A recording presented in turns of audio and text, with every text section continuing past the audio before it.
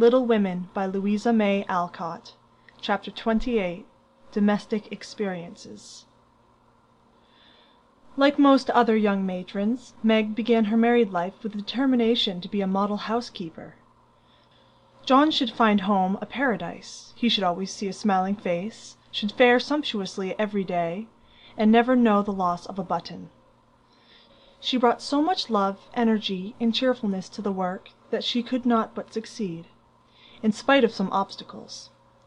Her paradise was not a tranquil one, for the little woman was over-anxious to please, and bustled about like a true Martha, cumbered with many cares. She was too tired, sometimes, even to smile. John grew dyspeptic after a course of dainty dishes, and ungratefully demanded plain fare. As for buttons, she soon learned to wonder where they went, to shake her head over the carelessness of men, and to threaten to make him sew them on himself, and see if his work would stand impatient and clumsy fingers any better than hers. They were very happy, even after they discovered that they couldn't live on love alone. John did not find Meg's beauty diminished, though she beamed at him from behind the familiar coffee-pot. Nor did Meg miss any of the romance from the daily parting, when her husband followed up his kiss with the tender inquiry, "Shall I send some veal or mutton for dinner, darling?"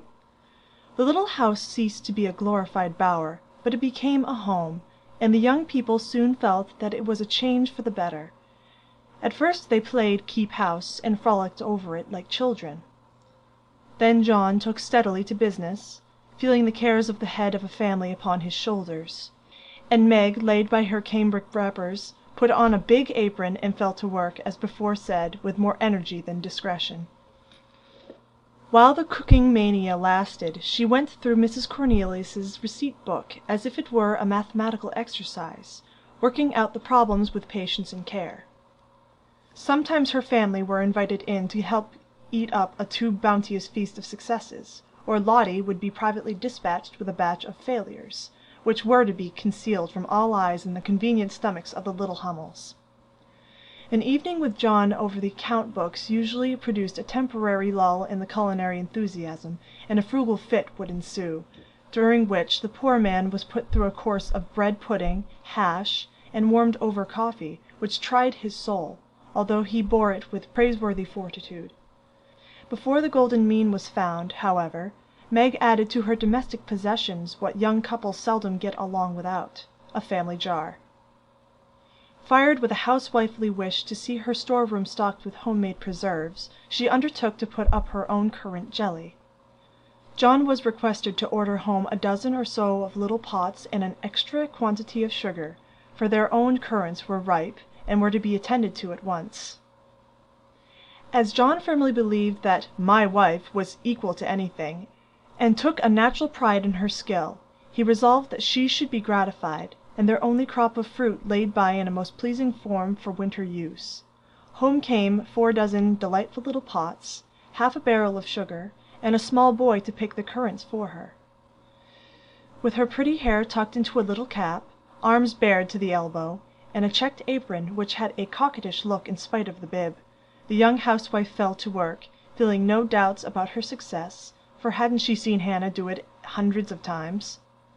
The array of pots rather amazed her at first, but John was so fond of jelly, and the nice little jars would look so well on the top shelf, that Meg resolved to fill them all, and spent a long day picking, boiling, straining, and fussing over her jelly.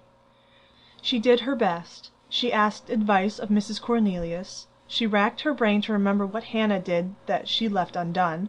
She reboiled, resugared, and restrained, but that dreadful stuff wouldn't gel. She longed to run home, bib and all, and ask Mother to lend her a hand. But John and she had agreed that they would never annoy anyone with their private worries, experiments, or quarrels. They had laughed over that last word as if the idea it suggested was a most preposterous one. But they had held to their resolve, and whenever they could get on without help they did so, and no one interfered, for Mrs. March had advised the plan. So Meg wrestled alone with the refractory sweetmeats all that hot summer day, and at 5 o'clock sat down in her topsy-turvy kitchen, wrung her bedaubed hands, lifted up her voice, and wept. Now in the first flush of the new life she had often said, "My husband shall always feel free to bring a friend home whenever he likes. I shall always be prepared. There shall be no flurry, no scalding, no discomfort, but a neat house, a cheerful wife, and a good dinner.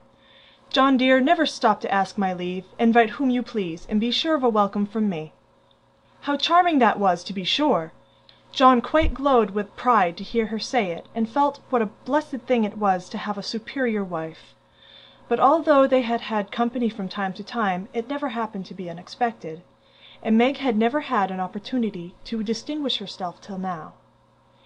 It always happens so in this vale of tears. There is an inevitability about such things which we can only wonder at, deplore, and bear as best we can. If John had not forgotten all about the jelly, it really would have been unpardonable in him to choose that day, of all the days in the year, to bring a friend home to dinner unexpectedly. Congratulating himself that a handsome repast had been ordered that morning, feeling sure that it would be ready to the minute, and indulging in pleasant anticipations of the charming effect it would produce, when his pretty wife came running out to meet him, he escorted his friend to his mansion, with irrepressible satisfaction of a young host and husband. It is a world of disappointments, as John discovered when he reached the Dovecot. The front door usually stood hospitably open. Now it was not only shut, but locked, and yesterday's mud still adorned the steps. The parlor windows were closed and curtained. No picture of the pretty wife sewing on the piazza, in white, with a distracting little bow in her hair, or a bright-eyed hostess, smiling a shy welcome as she greeted her guest. Nothing of the sort, for not a soul appeared but a sanguinary-looking boy asleep under the currant bushes. "I'm afraid something has happened. Step into the garden, Scott, while I look up Mrs. Brooke," said John, alarmed at the silence and solitude. Round the house he turned, led by a pungent smell of burned sugar, and Mr. Scott strolled after him, with a queer look on his face.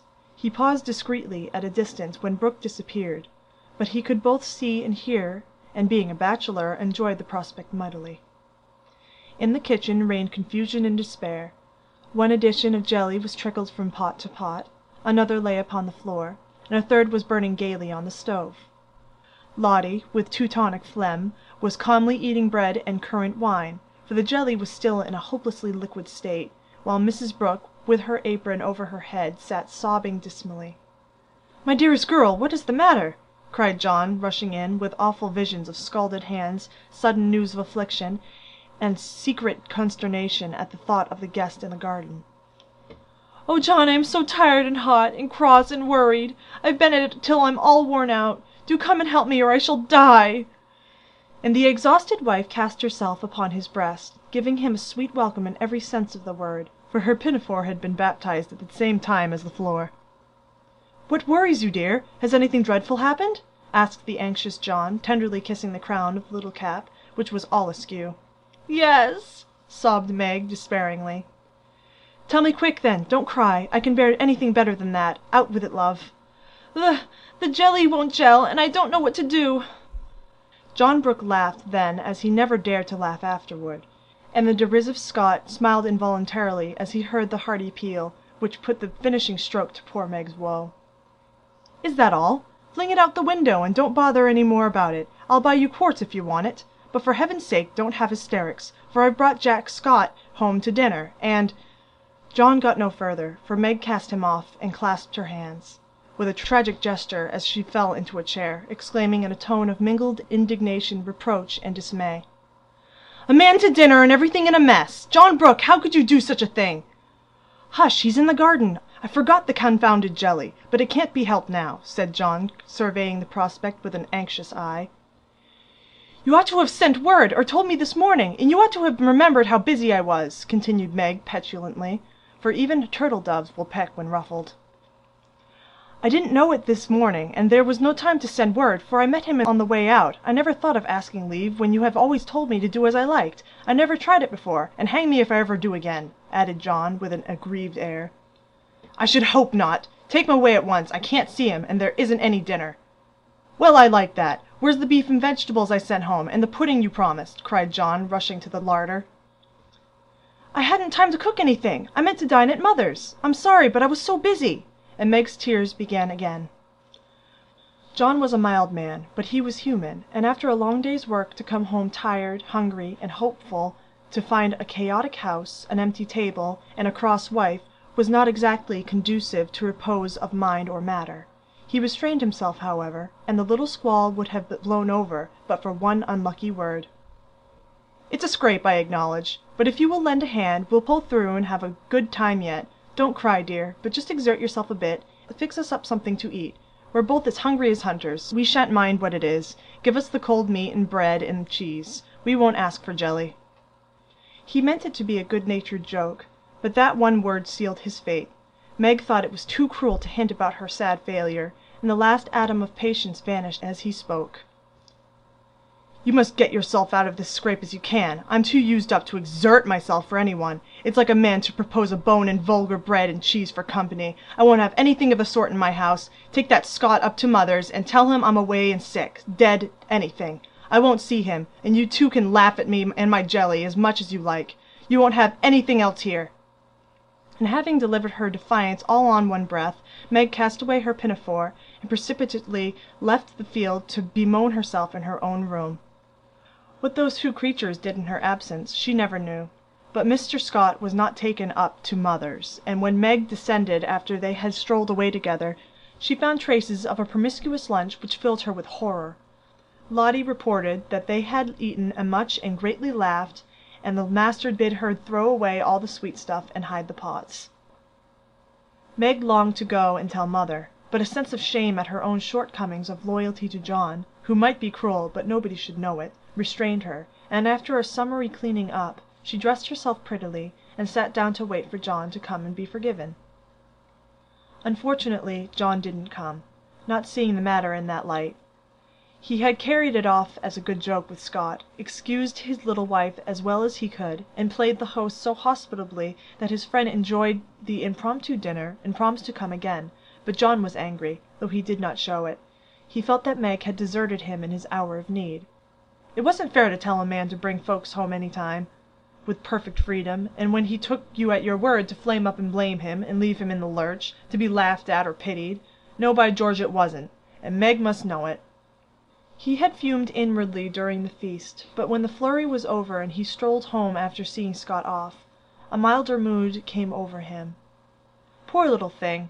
It was hard upon her when she tried so heartily to please me. She was wrong, of course, but then she was young. I must be patient and teach her. He hoped she had not gone home. He hated gossip and interference.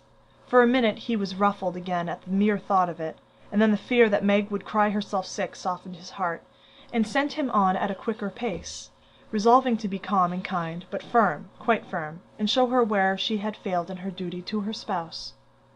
Meg likewise resolved to be calm and kind but firm, and show him his duty. She longed to run to meet him and beg pardon, and be kissed and comforted, as she was sure of being, but of course she did nothing of the sort, and when she saw John coming, began to hum quite naturally, as she rocked and sewed like a lady of leisure in her best parlour. John was a little disappointed not to find a tender Niobe, but feeling that his dignity demanded the first apology, he made none, only came leisurely in and laid himself upon the sofa with the singularly relevant remark, "We are going to have a new moon, my dear." "I have no objection," was Meg's equally soothing remark. A few other topics of general interest were introduced by Mr. Brooke and wet-blanketed by Mrs. Brooke, and conversation languished. John went to one window, unfolded his paper, and wrapped himself in it, figuratively speaking. Meg went to the other window, and sewed as if new rosettes for slippers were among the necessaries of life. Neither spoke. Both looked quite calm and firm, and both felt desperately uncomfortable. "Oh dear," thought Meg, "married life is very trying, and does need infinite patience as well as love, as mother says." The word mother suggested other maternal counsels given long ago, and received with unbelieving protests. "John is a good man, but he has his faults, and you must learn to see and bear with them, remembering your own. He is very decided, but never will be obstinate, if you reason kindly, not oppose impatiently. He is very accurate and particular about the truth, a good trait, though you call him fussy. Never deceive him by look or word, Meg, and he will give you the confidence you deserve, the support you need. He has a temper not like ours, one flash, and then all over, but the white, still anger that is seldom stirred, but once kindled is hard to quench. Be careful, be very careful, not to wake his anger against yourself, for peace and happiness depend on keeping his respect. Watch yourself, be the first to ask pardon if you both err, and guard against the little piques, misunderstandings, and hasty words that often pave the way for bitter sorrow and regret. These words came back to Meg as she sat sewing in the sunset, especially the last. This was the first serious disagreement. Her own hasty speeches sounded both silly and unkind. As she recalled them, her own anger looked childish now, and thoughts of poor John coming home to such a scene quite melted her heart. She glanced at him with tears in her eyes, but he did not see them. She put down her work and got up, thinking, "I'll be the first to say, 'Forgive me,'" but he did not seem to hear her. She went very slowly across the room, for pride was hard to swallow, and stood by him, but he did not turn his head. For a minute she felt as if she really couldn't do it. Then came the thought, "This is the beginning. I'll do my part, and have nothing to reproach myself with." And stooping down, she softly kissed her husband on the forehead. Of course that settled it. The penitent's kiss was better than a world of words, and John had her on his knee in a minute, saying tenderly, "It was too bad to laugh at the poor little jelly pots. Forgive me, my dear, I will never do it again." But he did, oh bless you, yes, hundreds of times, and so did Meg, both declaring that it was the sweetest jelly they ever made, for family peace was preserved in that little family jar. After this, Meg had Mr. Scott to dinner by special invitation, and served him up a pleasant feast, without a cooked wife for the first course, on which occasion she was so gay and gracious, and made everything go off so charmingly, that Mr. Scott told John he was a lucky fellow, and shook his head over the hardships of bachelorhood all the way home. In the autumn new trials and experiences came to Meg. Sally Moffat renewed her friendship, was always running out for a dish of gossip at the little house, or inviting that poor dear to come in and spend the day at the big house. It was pleasant, for in dull weather Meg often felt lonely. All were busy at home, John absent till night, and nothing to do but sew, or read, or potter about. So it naturally fell out that Meg got into the way of gadding and gossiping with her friend. Seeing Sally's pretty things made her long for such, and pity herself because she had not got them. Sally was very kind, and often offered her the coveted trifles, but Meg declined them, knowing that John wouldn't like it. And then this foolish little woman went and did what John disliked even worse. She knew her husband's income, and she loved to feel that he trusted her, not only with his happiness, but what some men seem to value more, his money. She knew where it was free to take what she liked, and all he asked was that she should keep account of every penny, pay bills once a month, and remember that she was a poor man's wife. Till now she had done well, been prudent and exact, kept her little account books neatly, and showed them to him monthly without fear. But that autumn the serpent got into Meg's paradise, and tempted her like a many modern Eve, not with apples, but with dress.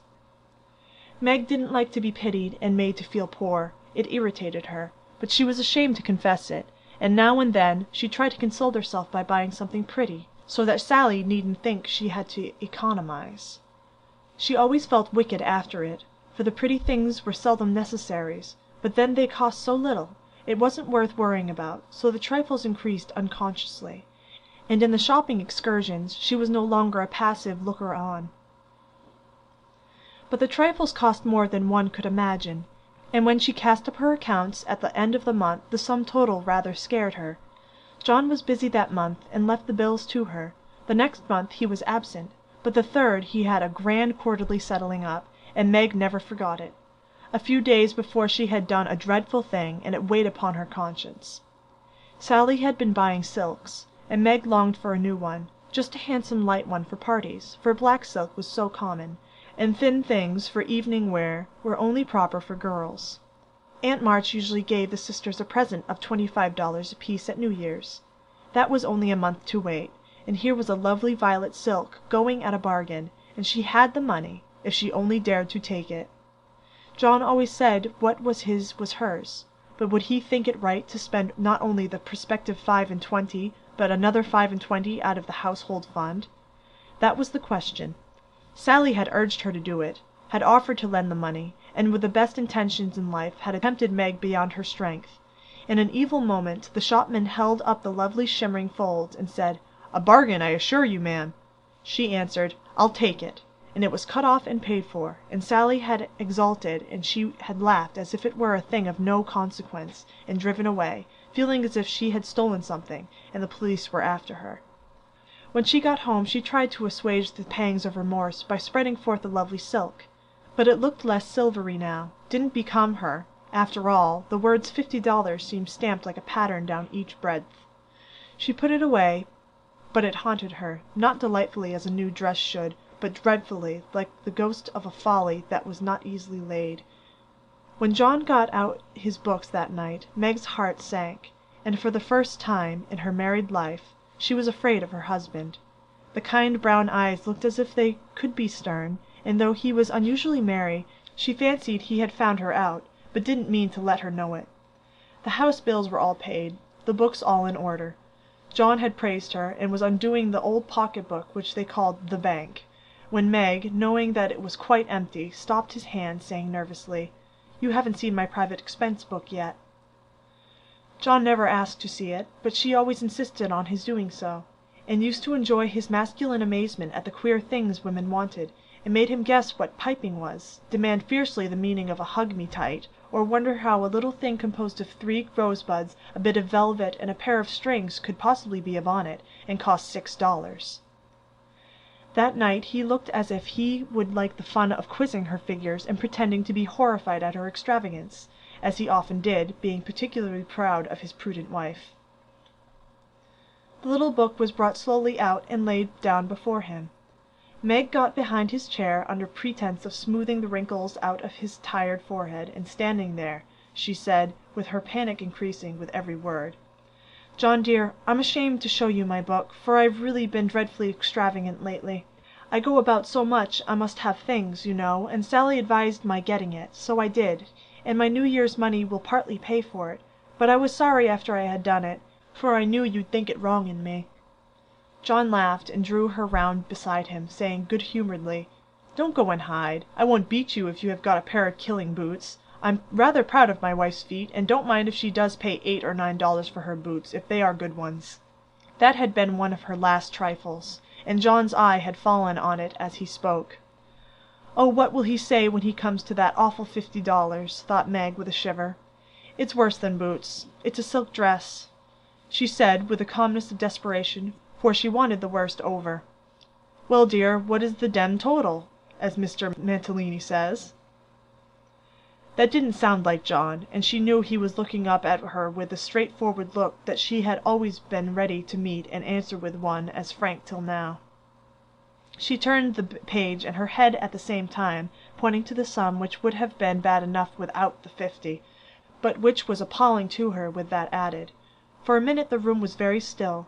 Then John said slowly, but she could feel it cost him an effort to express no displeasure, "Well, I don't know that 50 is much for a dress, with all the furbelows and notions you have to finish it off these days." "It isn't made or trimmed," sighed Meg faintly, for a sudden recollection of the cost still to be incurred quite overwhelmed her. 25 yards of silk seems a good deal to cover one small woman, but I've no doubt my wife will look as fine as Ned Moffat's when she gets it on," said John dryly. "I know you are angry, John, but I can't help it. I don't mean to waste your money, and I didn't think those little things would count up so. I can't resist them when I see Sally buying all she wants, and pitying me because I don't. I try to be contented, but it is hard, and I'm tired of being poor." The last words were spoken so low she thought he did not hear them, but he did, and they wounded him deeply, for he had denied himself many pleasures for Meg's sake. She could have bitten her tongue out the minute she had said it, for John pushed the books away and got up, saying with a little quiver in his voice, "I was afraid of this. I do my best, Meg." If he had scolded her, or even shaken her, it would not have broken her heart like those few words. She ran to him and held him close, crying with repentant tears, "Oh, John, my dear, kind, hard-working boy, I didn't mean it. It was so wicked, so untrue and ungrateful. How could I say it? Oh, how could I say it?" He was very kind, forgave her readily, and did not utter one reproach. But Meg knew that she had done and said a thing which would not be forgotten soon, although he might never allude to it again. She had promised to love him for better or worse, and then she, his wife, had reproached him with his poverty after spending his earnings recklessly. It was dreadful, and the worst of it was, John went on so quietly afterward, just as if nothing had happened, except that he stayed in town later, and worked at night when she had gone to cry herself to sleep. A week of remorse nearly made Meg sick, and the discovery that John had countermanded the order for his new greatcoat reduced her to a state of despair which was pathetic to behold. He had simply said in answer to her surprised inquiries as to the change, "I can't afford it, my dear." Meg said no more, but a few minutes after he found her in the hall with her face buried in the old greatcoat, crying as if her heart would break. They had a long talk that night, and Meg learned to love her husband better for his poverty, because it seemed to have made a man of him, given him the strength and courage to fight his own way, and taught him a tender patience with which to bear and comfort the natural longings and failures of those he loved. Next day she put her pride in her pocket, went to Sally, told the truth, and asked her to buy the silk as a favor. The good-natured Mrs. Moffat willingly did so, and had the delicacy not to make her a present of it immediately afterward. Then Meg ordered home the greatcoat, and when John arrived she put it on, and asked him how he liked her new silk gown. One can imagine what answer he made, how he received his present, and what a blissful state of things ensued. John came home early, Meg gadded no more, and that greatcoat was put on in the morning by a very happy husband, and taken off at night by a most devoted little wife. So the year rolled round, and at midsummer there came to Meg a new experience, the deepest and tenderest of a woman's life. Laurie came sneaking into the kitchen of the Dovecote one Saturday with an excited face, and was received with a clash of cymbals, for Hannah clapped her hands with a saucepan in one and the cover in the other. "How's the little mamma? Where is everybody? Why didn't you tell me before I came home?" began Laurie in a loud whisper. "Happy as a queen, the dear. Every soul of 'em is upstairs worshippin'. We didn't want no hurricanes round. Now you go into the parlor and I'll send 'em down to you." With which somewhat involved reply Hannah vanished, chuckling ecstatically. Presently Joe appeared, proudly bearing a flannel bundle laid forth upon a large pillow. Joe's face was very sober, but her eyes twinkled, and there was an odd sound in her voice of repressed emotion of some sort. "Shut your eyes and hold out your arms," she said invitingly. Laurie backed precipitately into a corner, and put his hands behind him with an imploring gesture. "No, thank you. I'd rather not. I shall drop it or smash it, as sure as fate." "Then you shan't see your nevy," said Joe decidedly, turning as if to go. I will, only you must be responsible for damages." And obeying orders, Laurie heroically shut his eyes while something was put into his arms. A peal of laughter from Joe, Amy, Mrs. March, Hannah, and John caused him to open them the next minute, to find himself invested with 2 babies instead of 1.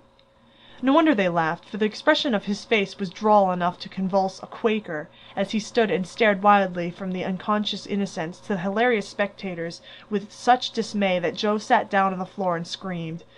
"Twins, by Jupiter!" was all he said for a minute. Then turning to the women with an appealing look that was comically piteous, he said, "Take 'em quick, somebody! I'm going to laugh, and I shall drop 'em." Joe rescued his babies, and marched up and down with one on each arm, as if already initiated with mysteries of baby tending, while Laurie laughed till the tears ran down his cheeks. "It's the best joke of the season, isn't it? I wouldn't have told you, for I set my heart on surprising you, and I flatter myself I've done it," said Joe, when she got her breath. "I never was more staggered in my life. Isn't it fun? Are they boys? What are you going to name them? Let's have another look. Hold me up, Joe, for upon my life it's one too many for me," returned Laurie, regarding the infants with the air of a big, benevolent Newfoundland looking at a pair of infantile kittens. "Boy and girl, aren't they beauties?" said the proud papa, beaming upon the little red squirmers as if they were unfledged angels. "Most remarkable children I ever saw. Which is which?" And Laurie bent like a well sweep to examine the prodigies. "Amy put a blue ribbon on the boy and a pink on the girl, French fashion, so you can always tell. Besides, one has blue eyes and one brown. Kiss them, Uncle Teddy," said wicked Joe. "I'm afraid they mightn't like it," began Laurie with unusual timidity in such matters. "Of course they will. They are used to it now. Do it this minute, sir," commanded Joe, fearing he might propose a proxy. Laurie screwed up his face and obeyed with a gingerly peck at each little cheek that produced another laugh and made the babies squeal. "There, I knew they didn't like it. That's the boy. See him kick? He hits out with his fist like a good one. Now then, young Brooke, Pitch into a man of your own size, will you?" cried Laurie, delighted with a poke in the face from a tiny fist, flapping aimlessly about. "He's to be named John Lawrence, and the girl Margaret, after mother and grandmother. We shall call her Daisy, so as not to have two Megs, and I suppose the Mannie will be Jack, unless we find a better name," said Amy, with aunt-like interest. "Name him Demi-John, and call him Demi for short," said Laurie. "Daisy and Demi, just the thing! I knew Teddy would do it," cried Jo, clapping her hands. Teddy certainly had done it that time, for the babies were Daisy and Demi to the end of the chapter. End of chapter 28. Recording by Catherine Monocchia.